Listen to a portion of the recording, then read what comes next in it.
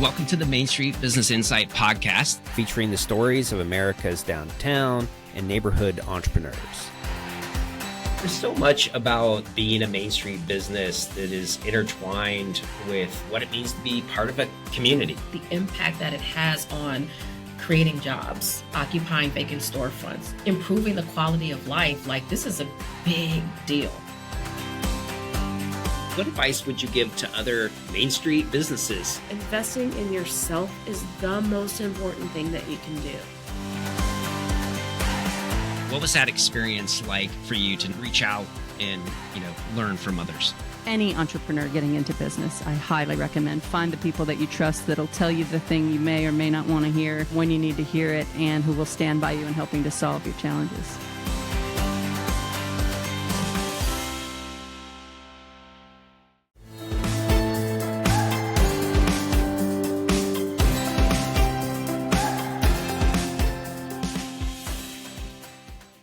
Welcome, everyone, to another episode of the Main Street Business Inside Podcast. I'm your host, Matt Wagner, Chief Innovation Officer at Main Street America. And this week's episode finds me in Boyertown, Pennsylvania, visiting with Rachael Kehler, founder of the Peppermint Stick Candy Store and Ice Cream Parlor.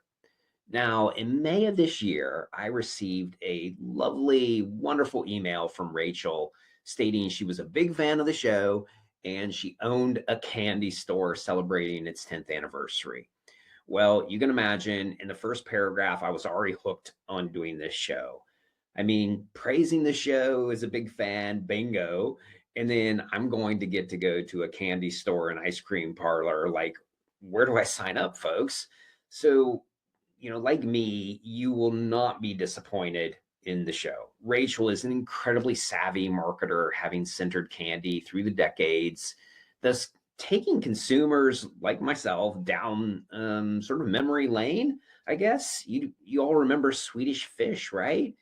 We're going to talk that, but also key strategic moves around things like AI and how do you utilize that within your business, and really a thoughtful approach to some of the challenges of expanding her market through e-commerce. And what I appreciate so much about recording these shows in person is not only do I get to interview amazing entrepreneurs like Rachael in their place of business, but I get to see the communities in which they exist, even if briefly, and kind of soak in the unique attributes and even the cool quirks, like in Boyertown, the bear art throughout downtown. So shout out to our network friends like Building a Better Boyertown and Pennsylvania Downtown Center that help make this work possible. So let's go ahead and dive in and enjoy the show with Rachael Kehler. Hey, everyone. Welcome to another episode of the Main Street Business Inside Podcast. I'm your host, Matt Wagner. And today you can see I'm in Boyertown, Pennsylvania, in the Peppermint Stick with my number one fan, Rachael. All right, I don't have a lot of fans, so this didn't take much for. But Rachael reached out to me, God, what was that, maybe a month or two ago? Yeah. And said, I listened to the podcast, so automatically, flattery works. She had my attention. And then I learned more about her business. I'm like, oh my God, I got to come up to PA and be here in this amazing candy store, ice cream parlor, a throwback to the 1940s. There's so much to digest with the business, and just so excited that I'm here and you're on the show. Hey, I'm excited. I feel like I'm in the midst of a celebrity. You see how this is working, everyone? She's layering it on. Well, she already knows, as many of you probably do. I like to start with the story, the journey. I think it's really important. Small business owners, Main Streets, come from all different backgrounds and experiences and bring different passions to their work and their small business. And so let's start off there. Tell us, how did this all come about? So everyone in my family is an entrepreneur. So my dad owns his own insurance company. When I was younger, my mom had a aerobic studio. So I grew up going to my mom's business with her and watching her run her own business. My uncle has a tinting business. My grandfather sold check writers. So it's just kind of in my genetics to be an entrepreneur. And I have two kids. My daughter, she's 22 now, and my son is 19. And when they were younger, I worked different jobs, and it was kind of part-time here and there. So I could, be a mom, spend time with the kids. My husband supported us during those times. And as the kids got a little bit older, I thought, I need to start thinking about contributing more to the family. Do I want to go back to work full time, or maybe I would want to try and open my own business? And I thought this is the time to do it because we're not relying on my income. Sure. So if I don't make any money the first couple of years, it's not going to hurt our family. So I was just throwing the idea around, and I thought, do I want to go back to work or start the business? And I thought, if I can come up with something good, I'm going to start my own business. Yeah, so, I'm going to do this. Yes. So I was in Boyertown one day. This is, we live in the area. Both of my kids go to the Boyertown school. They both graduated. Go Bears. Yes. Yeah. And we had a tourist train that just started in our town, the Cobrookdale Railroad. And I was in town one day, and the train came back to the station. This was the first year they were running. And I saw people get off the train, and they walked out to the sidewalk, and they were looking up and down the street, looking for things to do after they rode the train. And I thought, if this takes off, we're going to get a lot of tourists in Boyertown. I thought, well, it would be something that would appeal to the tourists and the locals. And I thought every small town or every tourist town has a candy store. Yeah. And with having two younger kids, my daughter was in middle school, my son was in elementary school at the time. I thought the kids could help me so that I can still be with the kids. So this could really be a family business. So I didn't really have any idea what I was doing when it came to candy or anything. So I just I winged it. I started going to candy expos, just researching. Of course, lots of taste testing was involved. Oh, yes. And we opened our first shop up in March of 2015. It was just a little 450 square foot shop. Because, I didn't know how is this going to go? Is this going to take off? Is it going to be a dud? So I started off small. I sold my car. I drove around this clunker for a couple years. I used my tax return. The other thing that really helped me is my husband has his own business. He does historic restoration, and he built all the displays for me. And folks, just real quick, what's the name of your husband's business? Pennsylvania Craftsman Construction. Amazing. So if you need some of that work in the PA area, I can't believe if you walk through this store, how cool the fixtures are. I think that's another business sideline. It's just doing store fixtures. Just amazing. Yeah, he actually has done a lot of counters. He's doing one right now. There's a cafe. They're changing. It's a pastry shop, but they decided they're going to become a wellness center. Oh. So he built all their reception desks and stuff. So he does do that a lot on the side for people. Awesome. So, but we thought to ourselves, how do we want this business to be? And like I said, my husband is historic restoration. We're both really into history. So we wanted it to be like a vintage candy store. So again, stepping back, we toured a lot of different candy stores, general stores, chocolate shops. We wanted to see what was in the area. And I think there's one other vintage candy store in the area, and it's over an hour away from here. Okay. So we thought we definitely have the market. So again, we opened up that small shop in March of 2015. Pretty much it's been a whirlwind since then. I mean, it's been 10 years now. Wow. Really loved it. A year and a half after we opened in the smaller location, we moved up here to Main Street. Okay. And about 1,000 square foot candy store. And we did bring ice cream into the shop at that time. Now, really excited. In September, we had the opportunity to expand again, and that is when we expanded into the ice cream parlor here. We had a dentist that was our neighbor, so everyone always got a kick out of that. The candy store next to the dentist. Perfect combination. Yeah, we always got a lot of jokes about that. So I always tell everyone he was doing so many fillings, he needed to expand the business. So he moved to a different location. He should have been paying you. That's what I say. It was all one-sided relationship. Yeah, right. So. But we did have the opportunity to expand into his space, and this has really taken the business to the next level. I mean, ice cream is just something that really draws people out. Some people like candy, some people don't. I mean, the ones that don't, I don't know if you can trust them, but yeah. But everybody likes ice cream. So, and it really gives people the opportunity to come out as their family and spend time together with their family without spending $100. Exactly. Yeah. So exactly. What I found fascinating when we first started talking and I went to your website was, it was sort of this walk through memory lane. And I guess I never thought about like candy having sort of a generational connection in the way that you've sort of centered this, especially when you have candies by the decade. Could you talk about how that came up? Sure. Like, how did you think through that process? So like you said, my husband and I always have been into history. Like he restores old buildings, like mills, covered bridges, that sort of stuff. So we've always loved history. But two things. One, I think, is everybody has a story about candy when they were a kid. We hear people's story all the time. And I think that's the fun part of having a candy store.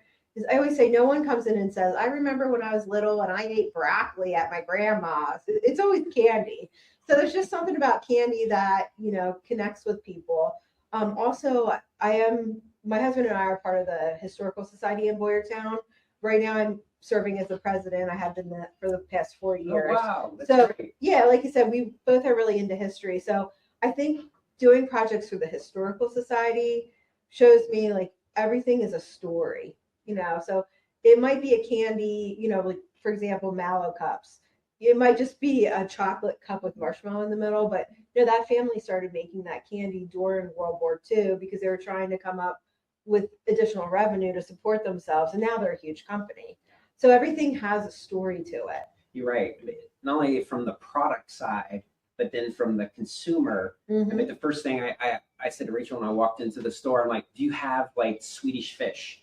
Like that was my growing up, along with the candy cigarettes, I'll admit it. And was going to our little general store in my grandmother's town of 1,000 people, and whatever like quarter I could find around, going down and buying sort of penny candy and Swedish fish. Yeah, I think that's one of the things that is important to me too, is people get to continue making those connections and making those memories. Because now I feel like everything's like so big now. Like you go to Walmart and there's the candy aisle. Like you're not going in and you're not picking out and making those decisions as a child. Like, do I want 5 fireballs or do I want, like 1 ring pop? Like those are the things people remember, is making those decisions, coming in with your family. You're right. You had a quarter, so you had to think, okay, like how much of this am I going to get? How many of these could I get? Yep. And I can remember like, oh no, I don't have enough. Yes, exactly.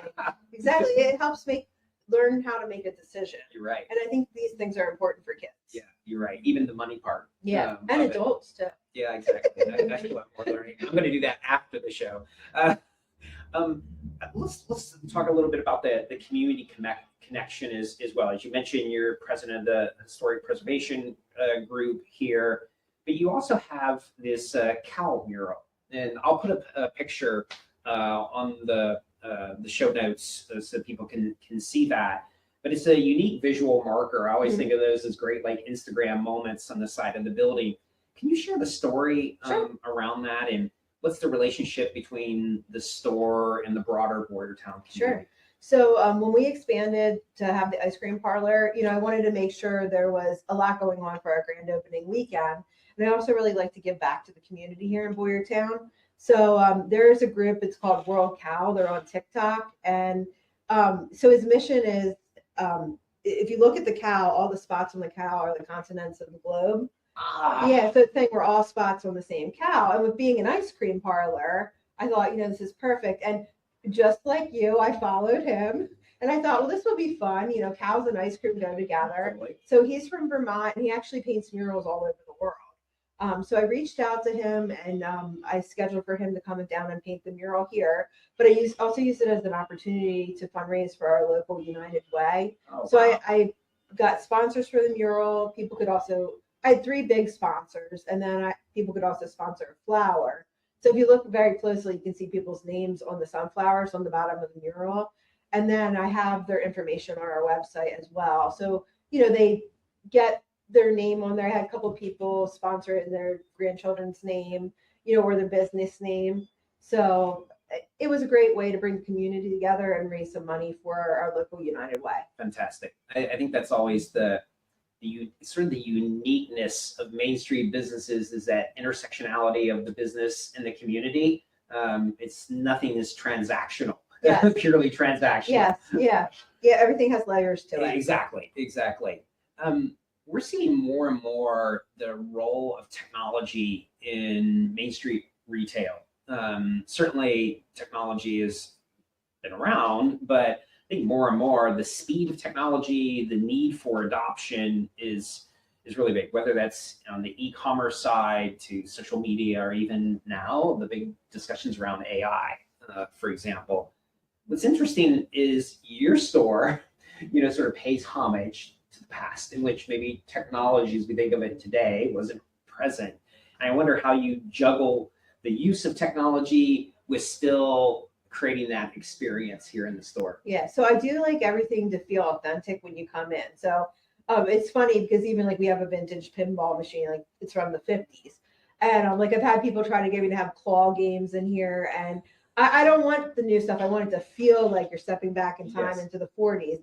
And but I do try to keep up with the modern technology. So for example, you talked about AI. I've been using AI for probably 2 years now. Wow. And again, like I was listening to another podcast and they started talking about AI and they were saying like, you need to learn how to use this, and that people are going to try to fight it. And they're going to say, no, I need to be able to do this on my own, or I need to come up with my own ideas. But the way they explained it, it was like, you're going to either be left behind or you're going to be able to do 10 times the amount of things as other people. And I thought, well, I'd like to get a lot done. So, Yeah. and having a business is like, you're always trying to keep up with everybody else or be in front of everyone else. So I started utilizing AI. But I started probably first with Grammarly, and that really helped me with, like my press releases and social media. But then as soon as I found out about, I think I was using Google Bard first. Okay. And I started using that right away. Now Gemini. Yes. Mm-hmm. Yep. I started using that right away for like marketing ideas. Or for example, we have a sign we put out on the sidewalk. We like to change it every week. I use it all the time. I'll say, come up with a funny saying. Like today I made one, it's so hot. So they come up with a funny saying about it being hot and, drinking a soda. So it came up, it said, and also I said, make it retro. And it said, it says a tone that's retro. Yeah. It came up for me. It said, it's hotter than a drive-through on date night, stopping for a soda today. Oh, so I would have had a hard time coming up with that myself. Yeah. So I use it all the time, like I said, for that, even for images. It's really helped me. Yeah, that's really brilliant. And for those, obviously there's a lot of nervousness for many around AI, but I think you could see in that very example, it was still your thinking around what you wanted to put in there. Like it couldn't come up on that on its own. Yes. But to your point, it may have taken you 30 minutes, an hour of time or something to come up with that brainstorming. So just for things like that, it's a great time saver. Yeah. Huge. I think if you put it into perspective too, like nobody thinks twice about spell check on your computer. This is just like the next step from spell check. Yeah. Any other ways that you see either currently or maybe in the future you might start using things like AI? Yeah, I also use it for if I want to do a marketing campaign, I'll say like next month we're going to do something about baseball. I might put in there, come up with a marketing campaign for baseball, or what are some marketing ideas, and it'll give you a whole list of ideas.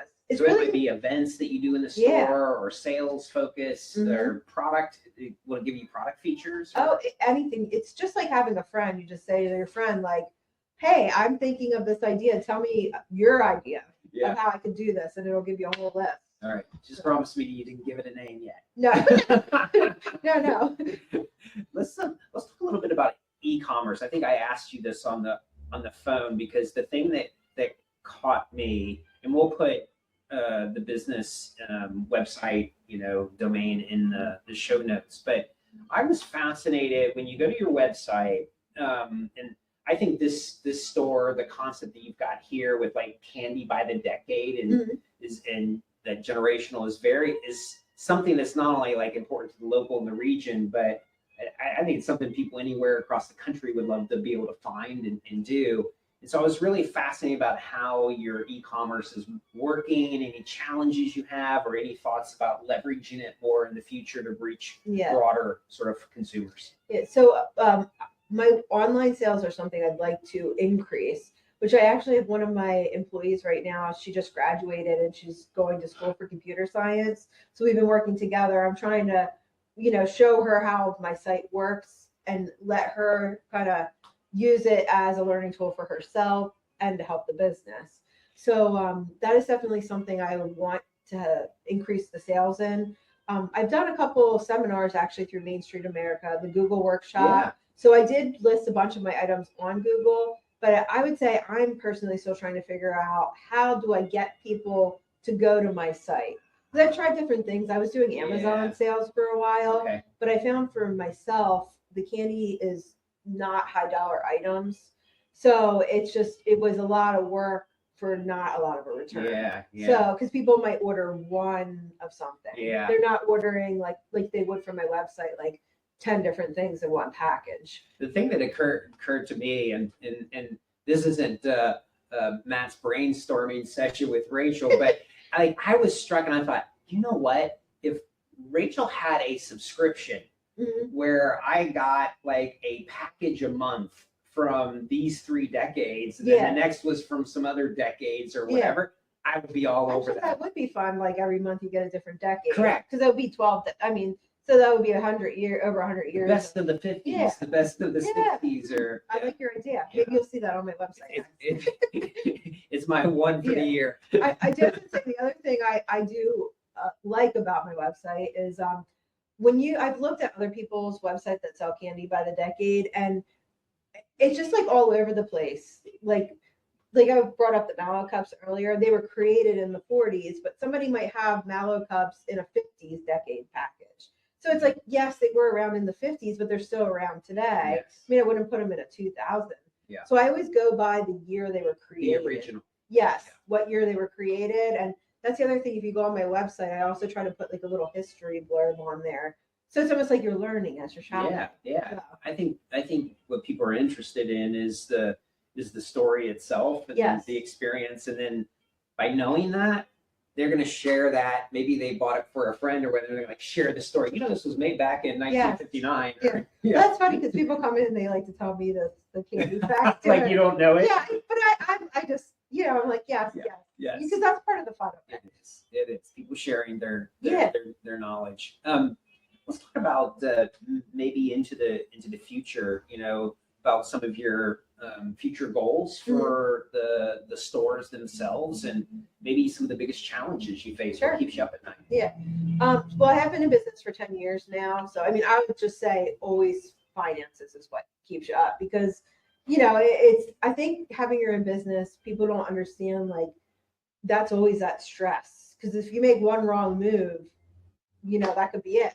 So I think finances is what always keeps me up, but I kind of know the ups and downs at this point after 10 years. Yeah. So I think it's funny too, when you first open a business, after you make it through a year, people say, oh, after 2 years, you're good. And then they say 3 years, and then it's 5 years. They and keep moving the goalposts. Yeah. And then after 5 years, they just don't say it anymore. I think they just are used to seeing you. So they figure you're not going anywhere. But yeah, I would say that right now, one of the things that I'm learning to adjust is, like you said, I just expanded and opened the ice cream parlor. So I went from 2 employees to 9 employees. And the ice cream parlor was all new. We had ice cream before, but it was just a small area. We didn't have a whole seating area. It was more like you might get a cone and walk out the door. Yeah. So I'm just managing all the employees. Everybody I have is wonderful and amazing, and they all really care about the business. And I think it's a fun place to work. So they just enjoy it. So it was just learning what needs to be done and coming up with those systems and the strategies to make sure everybody knows what to do. And I feel like that's finally getting, panned out and you're working. getting there. Yeah. So that's good. I think, and then in the future, I would like to eventually open another store, but I think maybe in like 5 years, because I still would like to maybe like get the online a little more, or that sort of thing. Yeah. But I think like the second time around, I know so much more now. I think I really could really rock it with the second location. Yeah, exactly. So, You kind of know the kinks there. yeah, I made a lot of mistakes. I'm done with that now. I know what to do right. So I'm sort of interested, when you are having maybe some of those headache moments, or like you said, where you're now going from 2 to 9 employees. You had said early on that, yeah, I come from a family of entrepreneurs, but maybe I didn't know this particular business. What is your sort of like learning style when you're trying to solve an issue? Or do you have go-tos? Do you have a network? Do you just watch YouTube videos? Like, what's I would say like I do like to go online and like search things out, but I like to figure things out on my own. Yeah.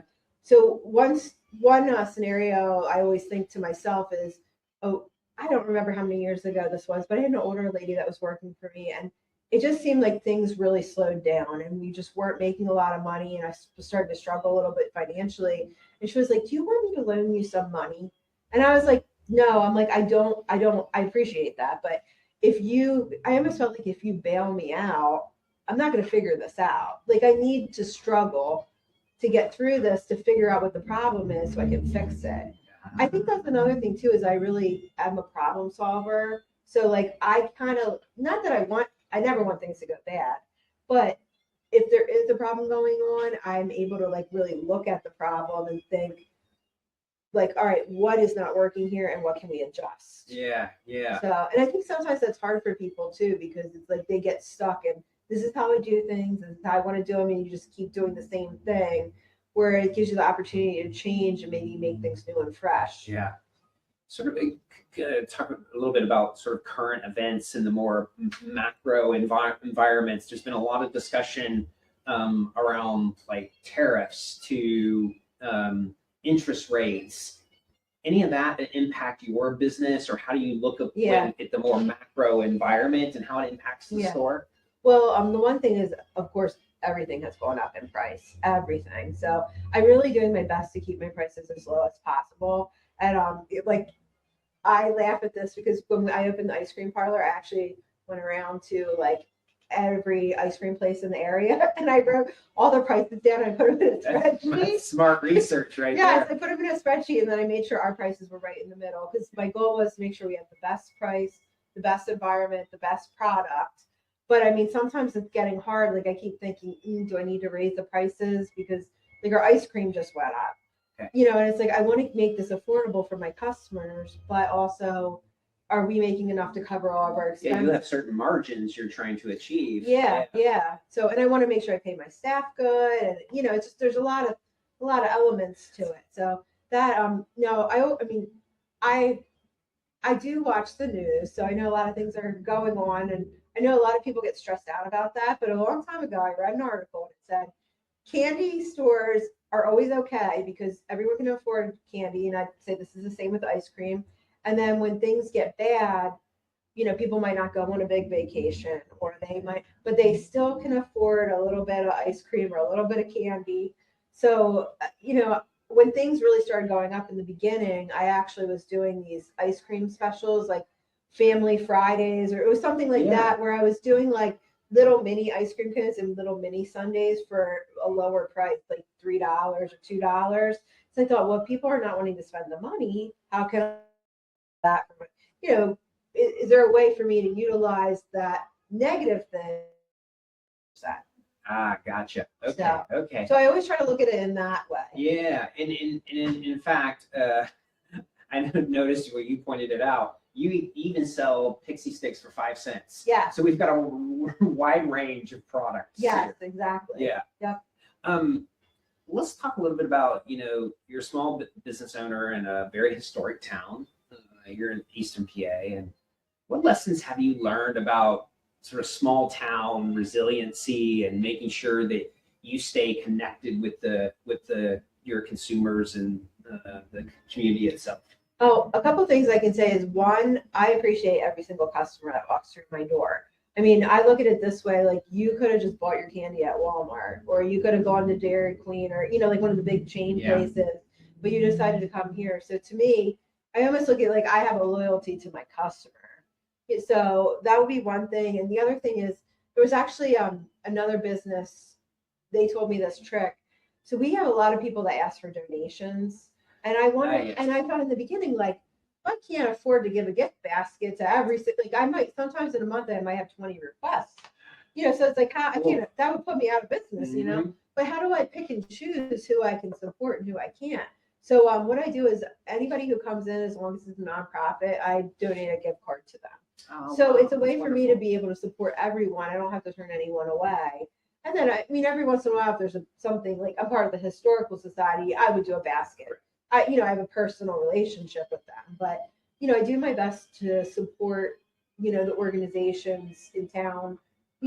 I think that keeps me connected with the community as well. And also I try to give a lot back to my customers. So we do a lot where you might come in, you get a free pin, or like we'll be doing this again in August, but 2 years ago we worked with the Animal Rescue League at like an animal shelter, and we made little adoptable animal playing cards. Oh, And then great. we had like all kinds of candies like that were animal themed, and so I try to do things like that to support the nonprofits in the area. Awesome. I always like to close out the show with a little bit of advice. Sure. And especially, a lot of the folks I end up interviewing, maybe have been in business. We have so many small businesses that launched right after the pandemic. And you've been around for 10 years. You've seen a lot of change. You've been through a pandemic. You've seen the ebbs and flows. I'd love for you to share some things that you've learned over the years that you think might be advantageous for other small business owners. I would say just know what your business is, know who you are and what your vibe is, and stick with it. And make sure you know what you're selling.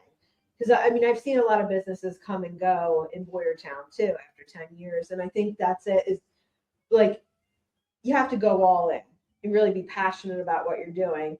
And I think the other part of it is make sure you have a plan. Like you don't have to know everything. I didn't own an ice cream store or candy store. Like I didn't even work at an ice cream store or candy store, but I really took the time to research what my products were and make sure I knew what I was doing.